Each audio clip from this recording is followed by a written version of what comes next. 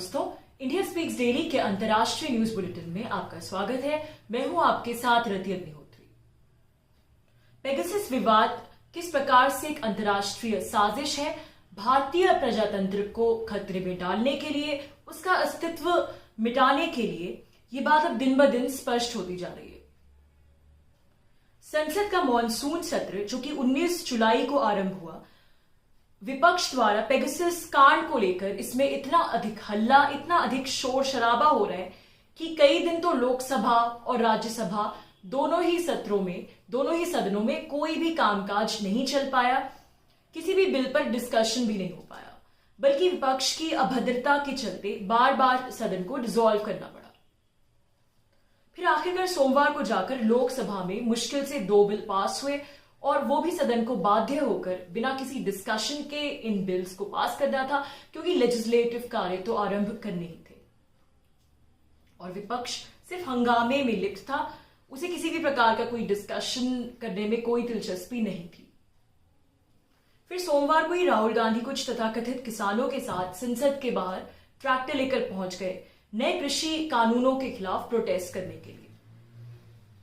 उधर पेगासस मुद्दे की जांच के लिए पश्चिम बंगाल की मुख्यमंत्री ममता बनर्जी ने एक जांच समिति के गठन की घोषणा की है। उनका कहना है कि केंद्र सरकार तो इस जासूसी कांड को लेकर किसी भी प्रकार की जांच कराने के मूड में नहीं है, तो हम ही ये इनिशिएटिव ले रहे हैं।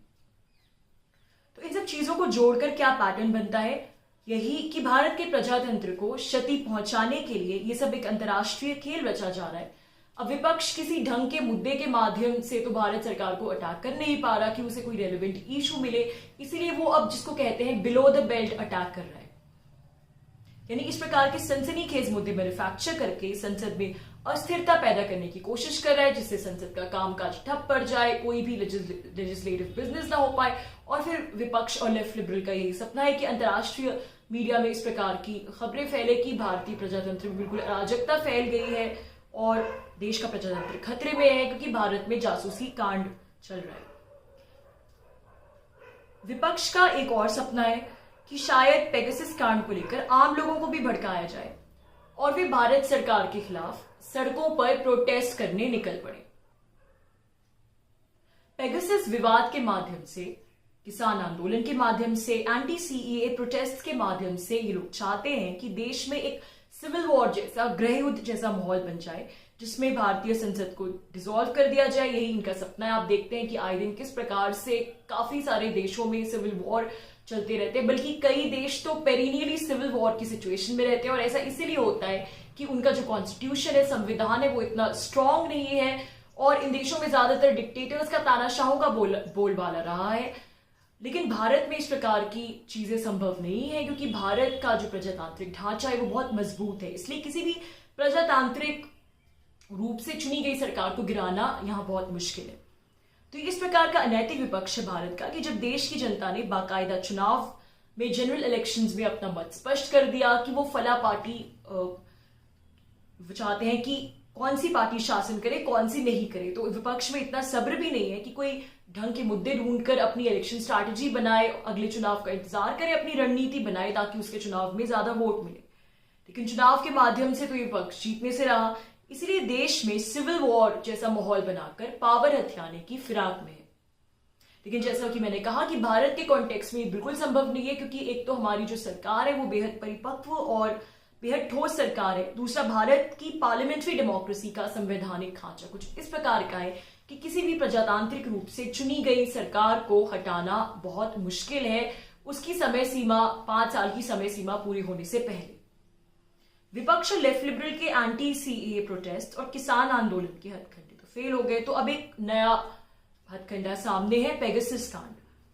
अब जिस प्रकार से भारत के संदर्भ में ये लिस्ट दी गई है कि इन सभी लोगों के फोन भारत सरकार पेगासस स्पाईवेयर के माध्यम से तो टैप कर चुकी है या फिर इन पर जासूसी करने का उद्देश्य है भारत सरकार का, ये किसी अफसाने और कहानी से कम नहीं है।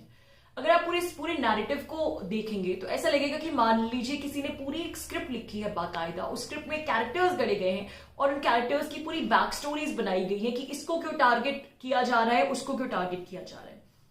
इस लिस्ट में अमेरिका के या यूरोपीय देशों के कोई भी ऐसे पत्रकार नहीं है जिन पर जासूसी हो रही है। हाँ, ब्रिटेन के 2 पत्रकारों का नाम है और फ्रांस के एक पत्रकार का नाम है, लेकिन अमेरिका के कोई भी पत्रकार इस लिस्ट में नहीं है, जबकि भारत के बहुत से पत्रकारों के नाम है जिन पर तथाकथित रूप से सरकार जासूसी कर रही है। और तो और आपको वायर जैसे मीडिया में इन पत्रकारों की पूरी कहानियां भी मिल जाएंगी, बैक स्टोरीज भी मिल जाएंगी कि इन्होंने क्या ऐसा उस समय किया था, ये कौन सा इन्वेस्टिगेटिव जर्नलिज्म कर रहे थे जिससे सरकार को खतरा था और सरकार ने इसीलिए इन पर जासूसी करने की प्लानिंग की। फ्रांस के राष्ट्रपति तो जासूसी के टारगेट हुए, लेकिन भारत के प्रधानमंत्री और उनकी सरकार देश के इतने नेताओं पर, पत्रकारों पर, यहां तक कि नीति आयोग के एक ऑफिसर का भी नाम है इस लिस्ट में। सरकारी ऑफिसर्स पर भारत सरकार जासूसी करा रही है। यहाँ तक कि जो सरकार के खुद नेता हैं या फिर पीएमओ के अंतर्गत डायरेक्टली काम करते हैं, उनके भी नाम है इस लिस्ट में। तो यानी भारत सरकार इतनी ज्यादा षड्यंत्रकारी है कि अपने खुद के लीडर्स पर, खुद के लोगों पर भी जासूसी करा रही है। मतलब साफ है कि ये मामला इस तरह से गढ़ा गया नैरेटिव कि ये पेगासस जासूसी कांड का नहीं बल्कि पेगासस टूल किट का मामला ज्यादा लगता है। सबसे महत्वपूर्ण बात यह है कि अगर ये इन्वेस्टिगेशन वाकई में सही है और इसमें कुछ सच्चाई है, तो पेगासस प्रोजेक्ट वाली टीम इस लीक डाटाबेस को सार्वजनिक क्यों नहीं कर रही, उस लिस्ट को सार्वजनिक क्यों नहीं कर रही जिसमें वो क्लेम कर रहे हैं कि 50,000 से ज्यादा नाम है और जो लिस्ट उन्हें इस लीक डाटाबेस के माध्यम से मिली है। फॉरबिडन स्टोरीज की वेबसाइट पर अगर आप जाएंगे, जिसने द वायर, वॉशिंगटन पोस्ट सहित तमाम मीडिया हाउसेस के साथ मिलकर इस प्रोजेक्ट पर काम किया है, उसमें पेगासस प्रोजेक्ट के बारे में कुछ लेख हैं। बाकी जिन पत्रकारों का नाम उस लिस्ट में है, तथाकथित रूप से उन पत्रकारों के नाम भी दिए गए और साथ ही बैकग्राउंड स्टोरीज की उन्हें संभवतः क्यों टारगेट किया होगा। लेकिन पूरी वेबसाइट पर कहीं भी वो रॉ लिस्ट नहीं है जिसमें वो 50,000 से ज्यादा लोगों के नाम है विश्व में जिन्हें टारगेट किया गया। तो ये रॉ लिस्ट क्यों नहीं है जिसमें वो फोन नंबर्स हैं?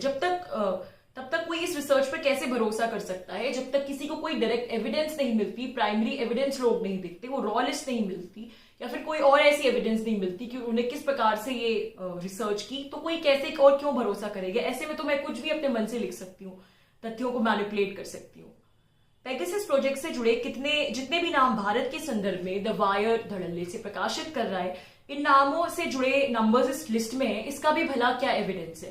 सिर्फ इसलिए कि द वायर उस प्रोजेक्ट में इन्वॉल्व था, द पेगासस इन्वेस्टिगेटिव प्रोजेक्ट, और वायर ये कह रहा है, ये तो कोई प्रमाण नहीं है। अगर हम किसी समाचार पत्र में कोई बात पढ़ते हैं तो हम सिर्फ उसे इसलिए सच नहीं मान लेते कि ये फला चीज इस समाचार पत्र में प्रकाशित नहीं हुई है। वो समाचार पत्र भी इसके पीछे एविडेंस देता है कि ये बात हम क्यों कह रहे हैं और आपको ये बात क्यों माननी चाहिए। तो सिर्फ ये कहना कि हम द पेगासस प्रोजेक्ट जो है वो हमने किया है और हमने ये फाइंड किया है और ये कुछ नाम दे देना सनसनीखेज, ये कोई बात नहीं है।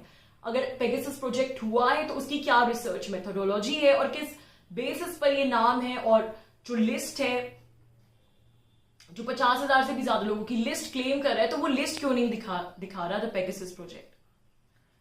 जहां तक भारत सरकार से इसका इन्वेस्टिगेशन कराने की मांग की जा रही है, तो भारत सरकार भला इसका इन्वेस्टिगेशन क्यों कराएगी? इन्वेस्टिगेशन तो तब होता है जब किसी के खिलाफ कुछ भी प्रमाण हो, या तो ना तो उस लिस्ट में भारत सरकार का नाम है और ना ही किसी ने लिस्ट देखी है।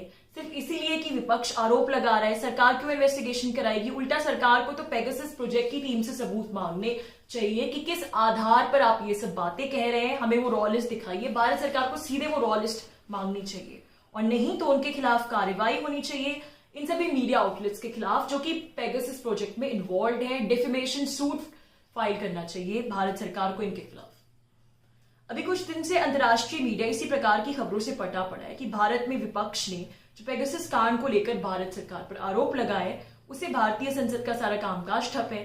तो इस पूरे विवाद का उद्देश्य यही है, जैसा कि मैंने शुरुआत में भी कहा था, कि भारतीय प्रजातंत्र का सारा कामकाज ठप हो जाए और जो इंडियन डेमोक्रेसी है वो एक प्रकार से खतरे में पड़ जाए, सिविल वॉर जैसी सिचुएशन क्रिएट हो जाए हमारी कंट्री में। भारत सरकार को भी अब इस कांड के संदर्भ में अपनी डिफेंसिव पोजीशन से हटना होगा कि सब बकवास है, हमने कुछ नहीं किया है। सिर्फ ये कहने से काम नहीं चलेगा, बल्कि एक आक्रामक रुख अपनाना होगा और सीधे सीधे पेगासस प्रोजेक्ट की जो टीम है जो क्लेम करी कि हमने ये सब फाइंड आउट किया है, उन्हीं से सवाल करने होंगे कि वो आगे प्रमाण दे कि किस आधार पर वो कह रहे हैं कि उन्होंने ये सब नाम जो वो बता रहे हैं किस आधार पर उन्होंने ये रिसर्च की है। तो दोस्तों, आज के लिए बस इतना ही। बहुत जल्द आपसे फिर मुलाकात होगी कुछ नई खबरों के साथ। तब तक के लिए अनुमति दीजिए। नमस्कार।